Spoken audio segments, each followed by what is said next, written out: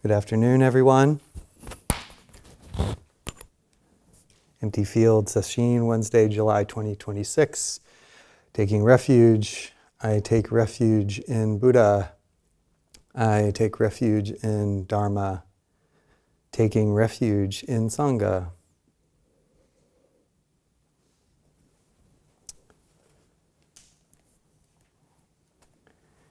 Empty Field Sesshin, July 2026. From Hongzhi's Cultivating the Empty Field Practice Instructions. This one's called The Misunderstanding of Many Lifetimes. Emptiness is without characteristics. Illumination has no emotional afflictions. With piercing, quietly profound radiance, it mysteriously eliminates all disgrace.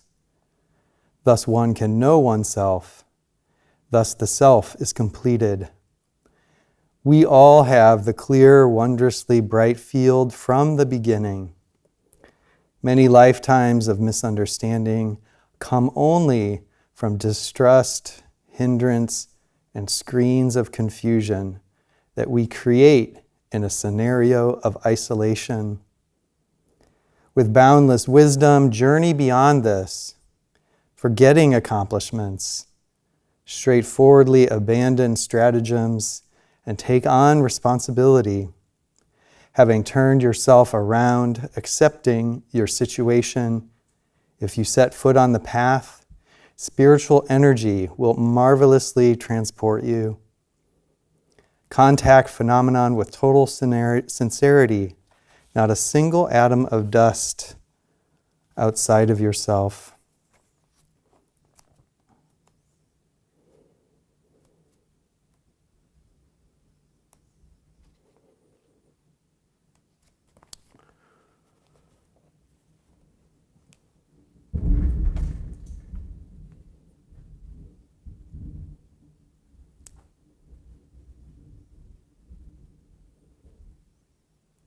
Well, we're done.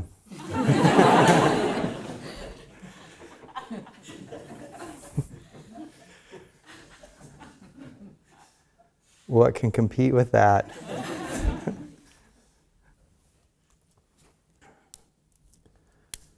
So sesshin is to settle the mind, settle the heart and mind that are not two. Here we are, we sit still. We do simple work. We refrain from talking, scrolling. We establish a predictable rhythm of the schedule, all to help mitigate some of the natural agitation that happens in the ordinary day-to-day.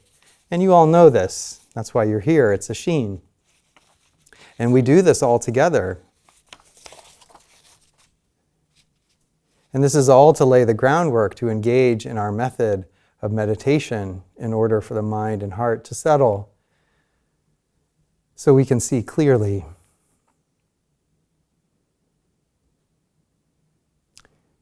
But it's not so easy, as you all know. We sit down to meditate and we see what Hongzhi in another passage calls the invisible pounding and weaving of our ingrained ideas. It should be like this. It should not be like this. I should be like this. I should not be like this. They should be like this. They shouldn't be like that. I like this. I don't want to feel this. I want to feel the other way. I want to be someplace else. I want to be here if it was like this, but not if it's like that. I wish they would come here. I wish they would go away. I want this. I don't want this. I'm failing. I'm succeeding. I'm special. I'm not special. In fact, I'm the most not special.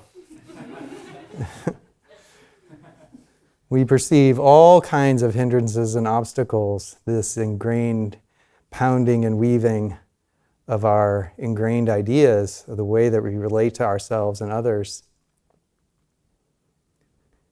And through our practice, we can begin to see through these ideas. Take a step back and see the array. All kinds of hindrances and obstacles arise as we sit and try to be present. We set our intention and step forward. And they come in various forms and flavors.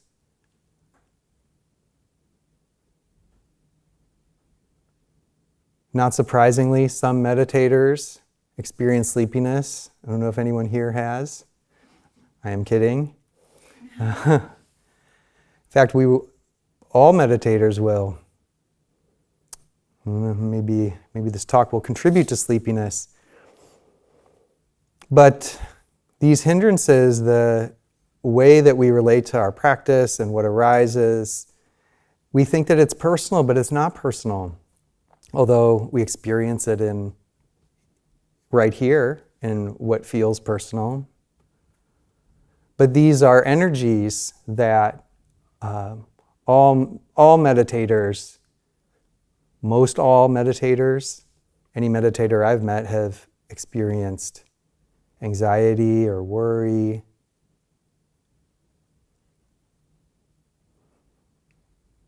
anger, irritation,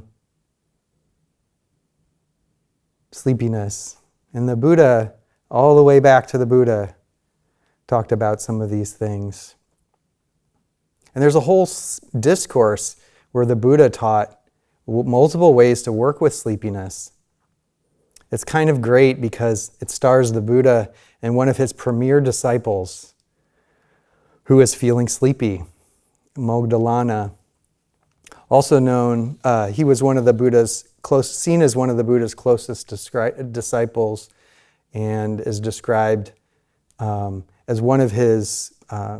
Some consider him the second of the Buddha's two foremost male disciples, along with Shariputra, who we know from the Heart Sutra.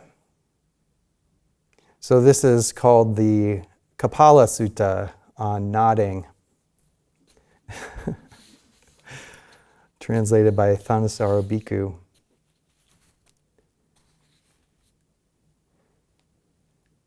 Once the Blessed One was living among the Bhagas in the Deer Park in Besekala Grove near Crocodile Haunt. I wonder why he was dwelling near Crocodile Haunt. It doesn't sound like a good place to do meditation. But Maha Moggallana sat.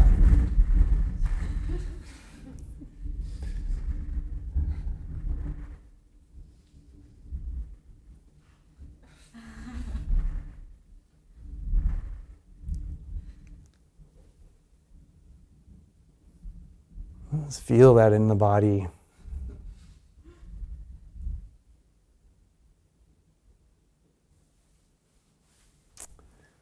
I'm regretting not writing a more fire and brimstone kind of Dharma talk.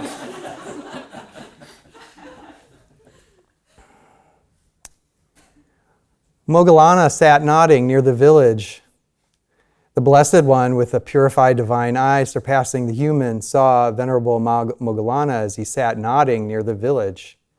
As soon as he saw this, just as a strong man might extend the flexed arm or flex his extended arm, he disappeared among the Bhagas in the Deer Park near Crocodile Haunt and reappeared near the village. Right in front of Moggallana, there he sat down on a prepared seat. As he was sitting there, the Blessed One said to Venerable Moggallana, "Are you nodding off, Moggallana? Are you nodding?" "Yes, Lord," Moggallana said.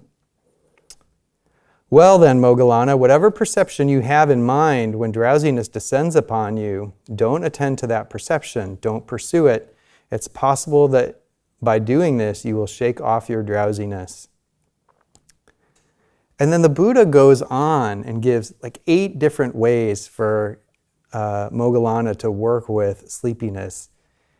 He says, recall your awareness as the Dhamma you have heard and memorize it. If that doesn't work, then repeat aloud in detail the Dhamma as you've heard and memorized it. He says, don't shake off, pull both your earlobes and rub your limbs as a way. Rub your limbs with your hands. By doing this, if you don't shake off your drowsiness, then get up from your seat and wash your eyes out with water. Look around in all directions, upwards towards the major stars and constellations. It's possible that by doing this, you will shake off your drowsiness. But if by doing this, you don't shake off your drowsiness, attend to the perception of light, resolve on the perception of daytime, by night as by day, and by day as by night. By means of an awareness thus open and unhampered, develop a brightened mind. It's possible that by doing this, you will shake off drowsiness. But if by doing this you don't shake off drowsiness, then, percipient of what lies in front and behind, set a distance to meditate and walk back and forth. Your senses inwardly immersed, your mind not straying outwards. If by doing this you still don't shake off drowsiness, recline on your right side and take the lion's posture.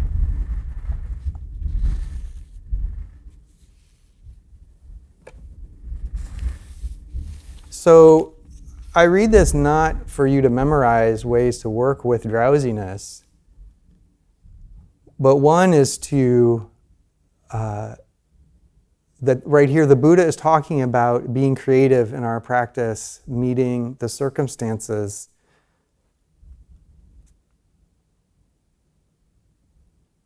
He talks about, he asks, are you eating too much? Is that why you're drowsy? It's like, don't have that fourth piece of bread, Bansho, even though it's really good. You'll pay for it in the evening. Change your body posture. Think of light. Stay in the open air. Have noble friends. Practice sympathetic joy. Contemplate your vows. All of these are ways of being skillful and creative.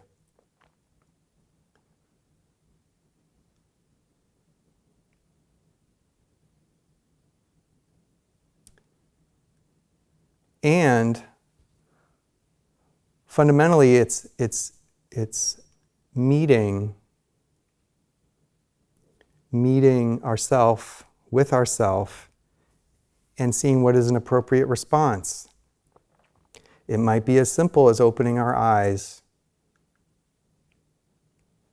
Talking with people have been working very skillfully with whatever comes forward with drowsiness, making that part of your practice.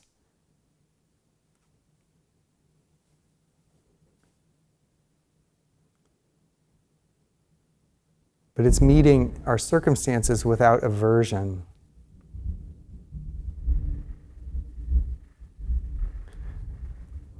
Another of our hindrances and obstacles that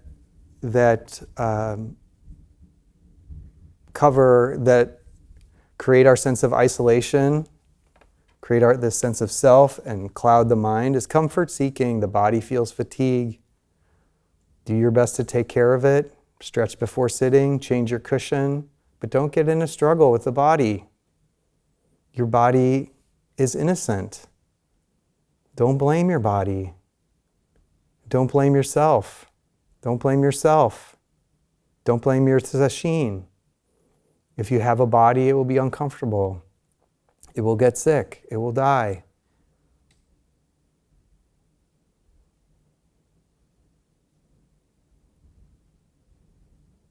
We sit in serenity.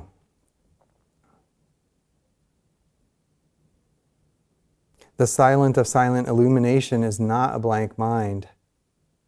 It's about not being in argument with the way things are. It's just allowing things to be.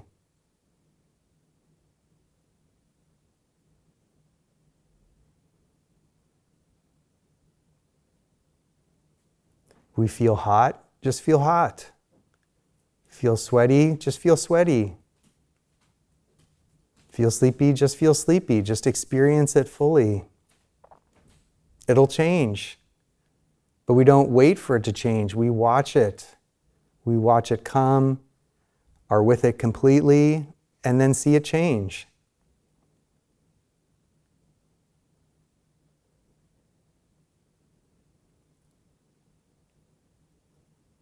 But right now, how is it? The Theravada monk, Ajahn Sumedho, has this meditation phrase. Right now, it's like this. Right now, it's like this.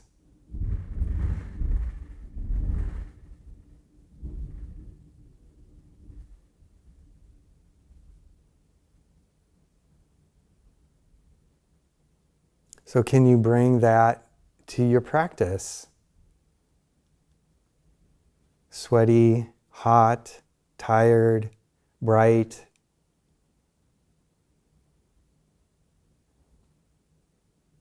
Right now it's like this.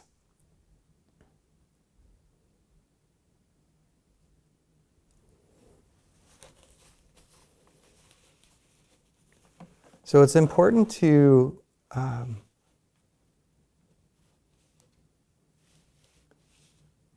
have a skillful spirit in the way that we practice.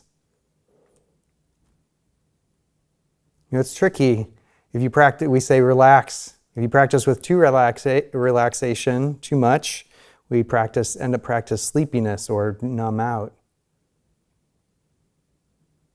Too much effort, and we practice with tension and opposition to our experience. The effort of I'm going to go get something. I'm trying to make something happen. And yet we do have to be engaged. Because we're not about numbing out and going blank. On the other hand, we don't want to practice with so much effort that we think that we're going to, vibrate ourselves or clench ourselves into awakening.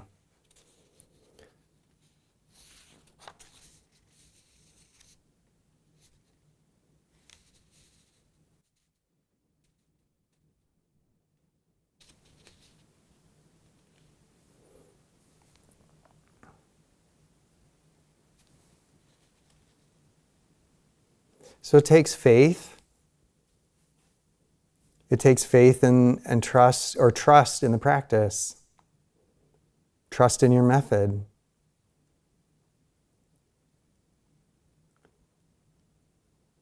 If we don't fully give ourselves over, or if we don't fully give ourselves, then can we give ourselves the majority over to our practice? Trust in the practice. When we move around and go from one practice to the other, we're not being faithful to ourselves, not being faithful to our practice. We have to have some trust, bring some trust. And trust in the Buddha ancestors that these teachings have traveled through great distance, through hundreds and hundreds of years, through thousands upon thousands of hands to hear. And the Buddha ancestors say this is the way.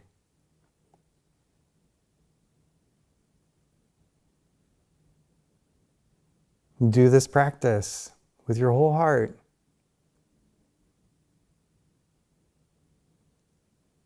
We have to have trust in ourselves, find trust in ourselves, faith in ourselves. And you already have this, or you wouldn't be sitting here after a day of sesshin, that's for sure. So it's already here. And we can nurture this faith.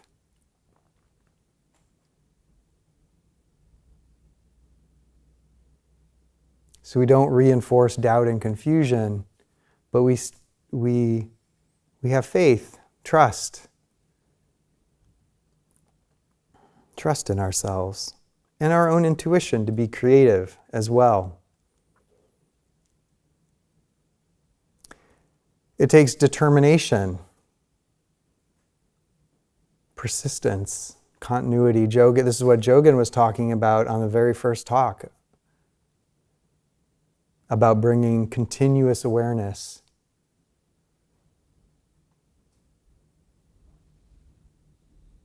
Not just this breath, this step, as our chant this morning said, this step, this step. We fill in the gaps.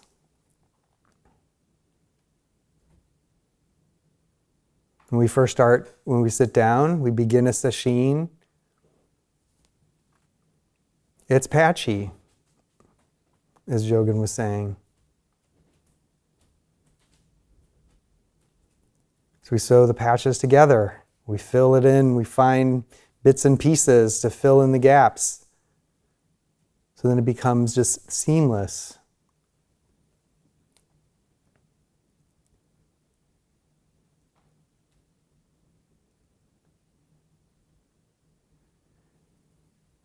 But this determination, this persistence, this perseverance is gentle.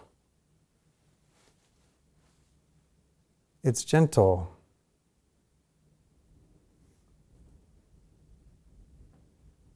It's just stay. Stay. Stay. It's a grandmother watching her grandchild asleep. Just stay.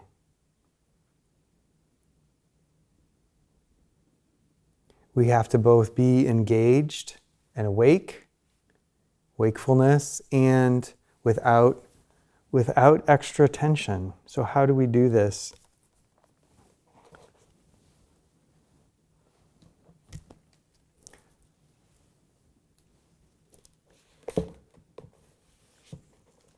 It's like the Chan Master Sheng Yen likens it to catching a feather on a paper fan. It's responsive.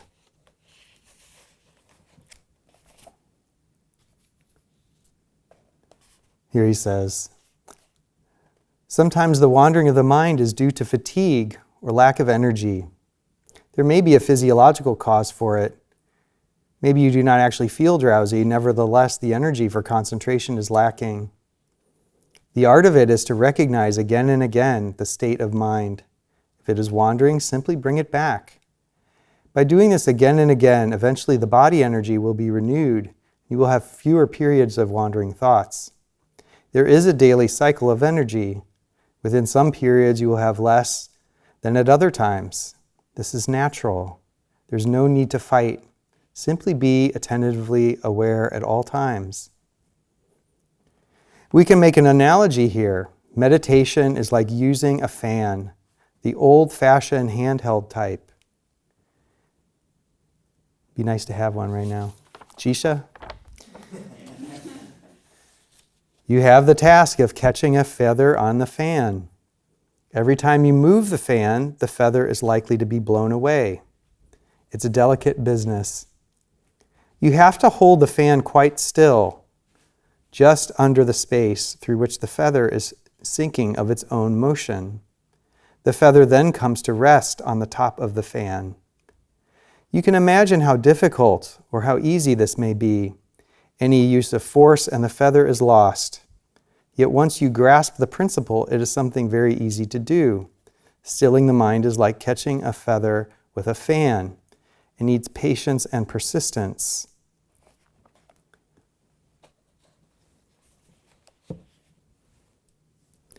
So I like this analogy because it has the balance of wakefulness, of paying attention to the feather as it's moving through the air, a sense of responsiveness, where is it going? If there's wind moving the feather, more active.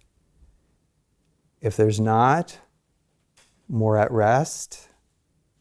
And simply, gently moving.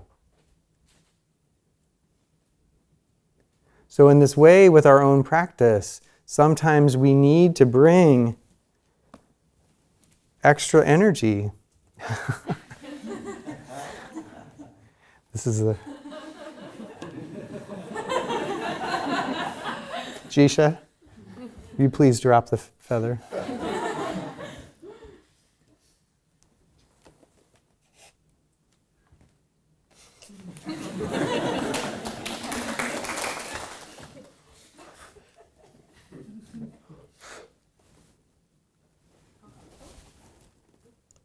I got it.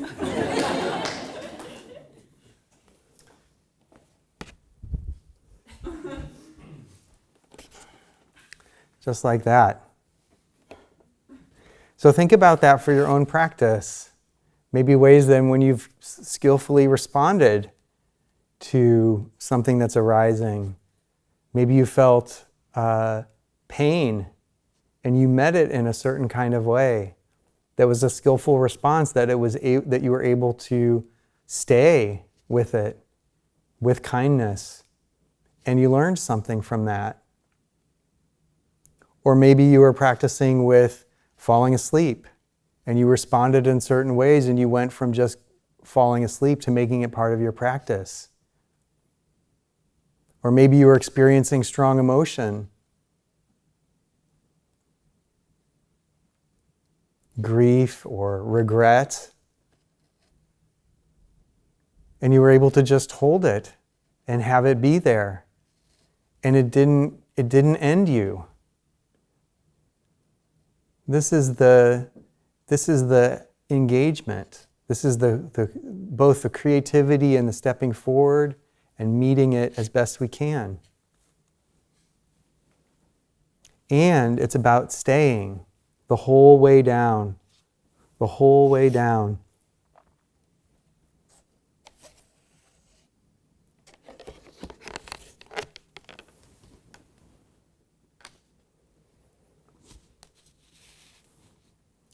Catching a feather on a paper fan.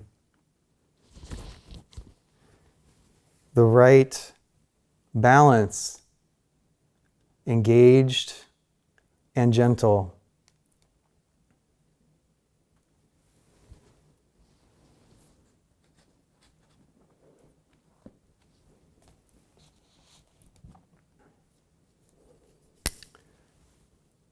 Hongzhi, the misunderstanding of many lifetimes. Emptiness is without characteristics. Illumination has no emotional afflictions. With piercing, quietly profound radiance, it mysteriously eliminates all disgrace. Thus, one can know oneself. Thus, the self is completed. We all have the clear, wondrously bright field from the beginning. Many lifetimes of misunderstanding come only from distrust, hindrance, and screens of confusion that we create in a scenario of isolation. With boundless wisdom, journey beyond this, forgetting accomplishments. Straightforwardly abandon stratagems and take on responsibility. Having turned yourself around, accepting your situation, if you set foot on the path, spiritual energy will marvelously transport you. Contact phenomena with total sincerity, not a single atom of dust outside yourself.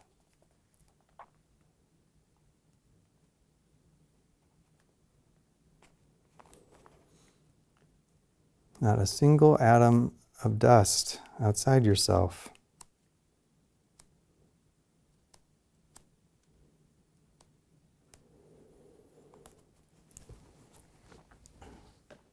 Emptiness is without, so some comments. Emptiness is without characteristics. Illumination has no emotional afflictions.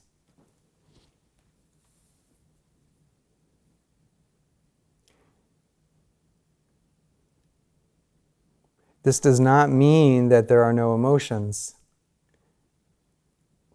or voidness. It doesn't mean that there's no emotions or that there's no human or that we need to stuff our emotions or numb out in order to be empty.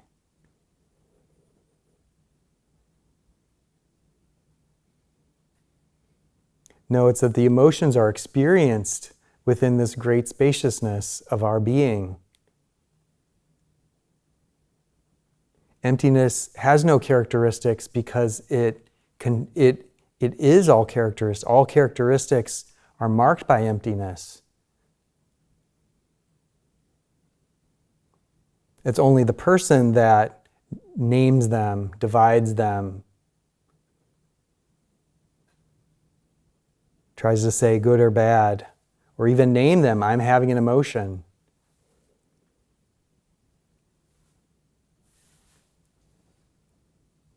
And it's good to be able to name our emotions and relate to them. Of course it is.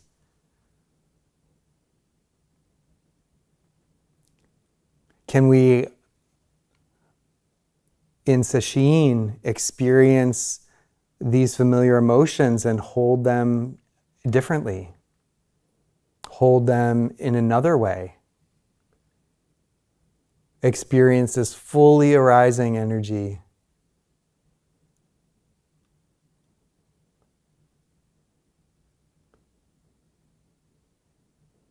Arising, right now it's like this. Welcomed, totally held in deep acceptance, deep kindness.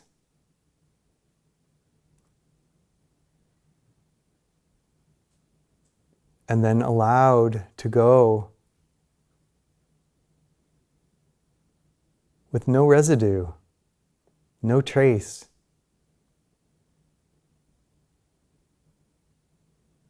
Like a great storm arising in the sky. All the thoughts, attendant thoughts, the feeling sensations, the heaviness, the vibration, all of it. All just a storm in the sky.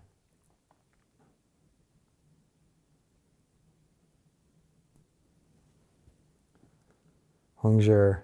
With piercing, quietly profound radiance, it mysteriously eliminates all disgrace. Thus one can know oneself. Thus the self is completed. So this is true self.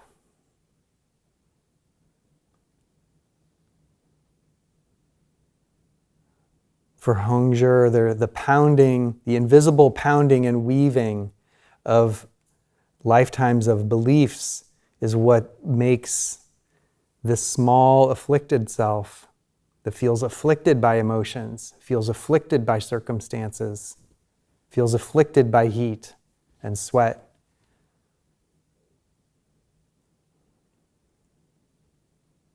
And then there's the true self, which is natural.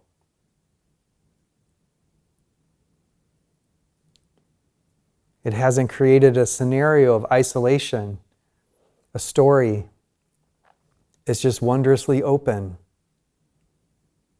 present.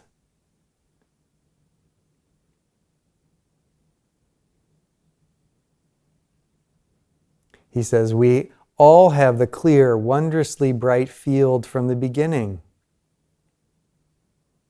We all have the clear, wondrously bright field from the beginning.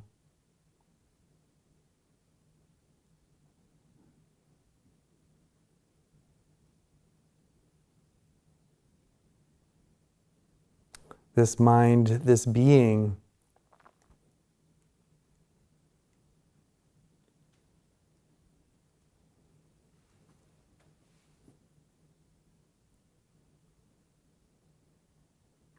wherever we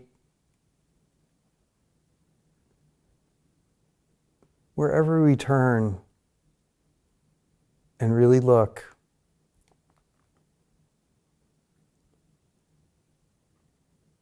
it's illuminated.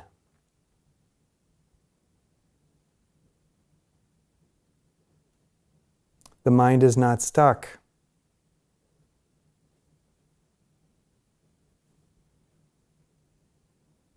Thoughts come and go.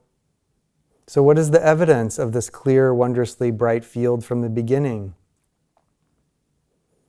My mind feels clear. It does not feel clear. It does not feel wondrously bright.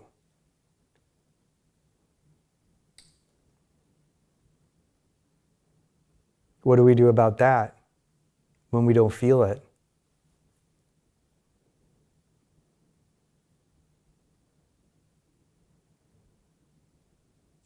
This is the part where we have trust and really look.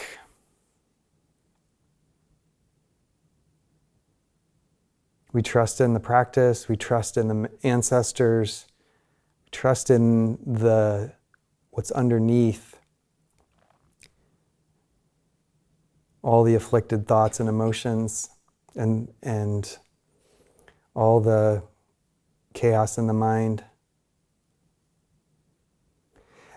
Many lifetimes of misunderstanding come only from distrust, hindrance, and screens of confusion that we create in a scenario of isolation.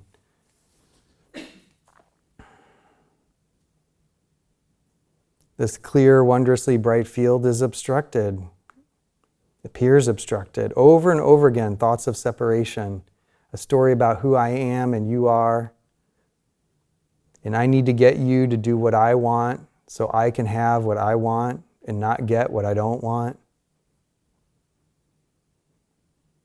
This misunderstanding of our separation,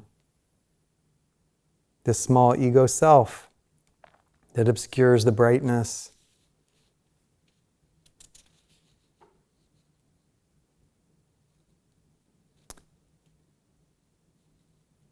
In a way, we feel this when we're fully engaged working with others, fully engaged in helping someone.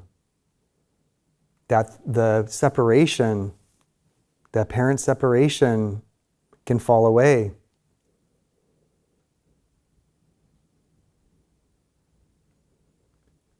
So distrust in the world,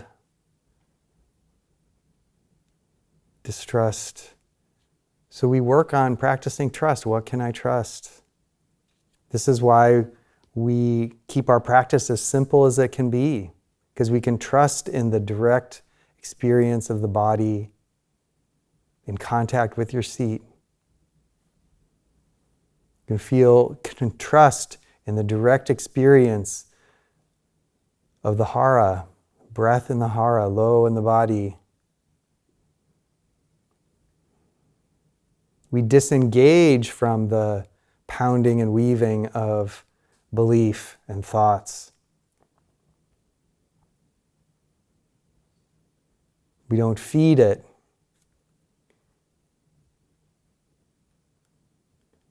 And in this way, the clear, wondrously bright field is revealed. We don't have to make it happen. We just practice wholehearted engagement.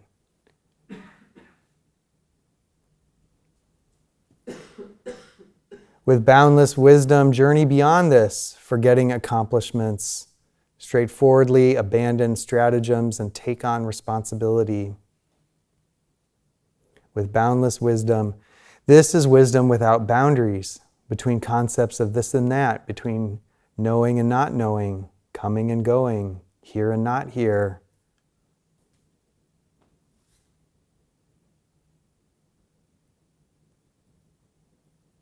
Straightforwardly abandon stratagems and take on responsibility. This is the honesty that Jogan was talking about.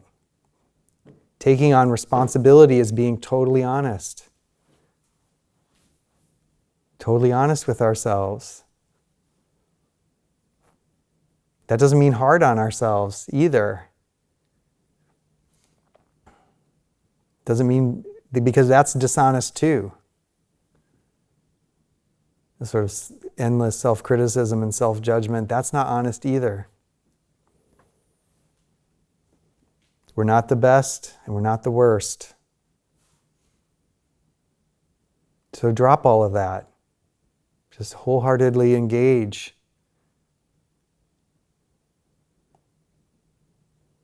As we embark on the voyage of sesshin, it's important that we're engaging in the practice with this right alignment, this skillful alignment, and this being honest with ourselves when we're holding back and responding skillfully. Being honest with ourselves when we're striving and are creating tension in our experience. And then we meet it, then we respond skillfully. Straightforwardly abandoned stratagems. So we can see as we're practicing, this is just the ego stratagems. And so what are your stratagems? What will you discover? Having turned yourself around, accepting your situation, if you set foot on the path, spiritual energy will marvelously transport you. We need to keep trusting that practice will take care of itself. You set foot on the path, spiritual energy will marvelously transport you. Just let the practice be.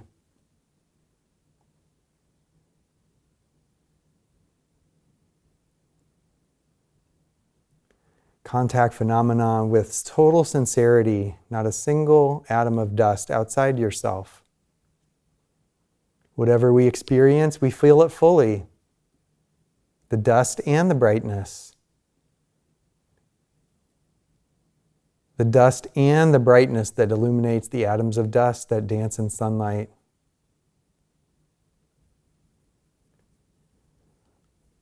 Whatever appears,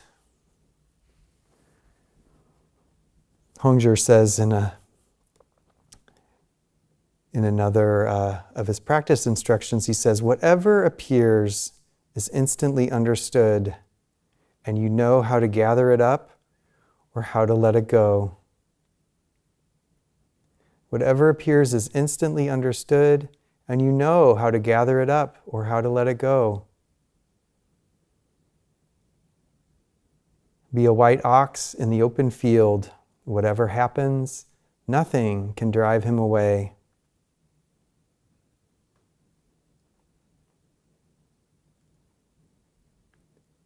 Whatever appears instantly understood, instantly knowing, just following the feather with the fan. We don't have to think, we just respond. So as we continue sesshin, we don't need to make anything happen. We don't have to manufacture awakening. We don't have to get rid of our experience, our sleepiness, our pain, our joy or sadness or wandering thoughts. We simply meet them.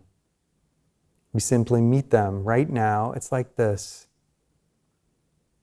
When the mind wanders, gently return. When there is dullness, brighten the posture and the heart with gentleness. When there's striving, soften. When there's complacency, awaken. Just persistently stay, we simply return. Hongzhi says that many lifetimes of misunderstanding come from distrust, hindrance, and screens of confusion. He doesn't say that we're missing anything or there's anything lacking, that we have to get anything. He says we've misunderstood what's been here from the beginning. And with practice, we begin to understand. We understand beyond understanding. We know beyond knowing. The clear, wondrously bright field is not somewhere else. It's this breath. This body, this sound, this heat, this sweat, this person who sits on your cushion. Nothing extra is required. So practice with trust and sincerity, without trying to become someone else other than you are.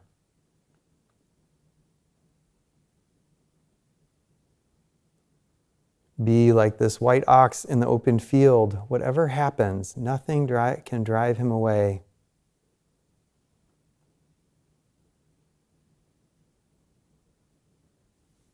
Practice with this gentle determination. Whatever happens, don't let anything drive you away. Thank you.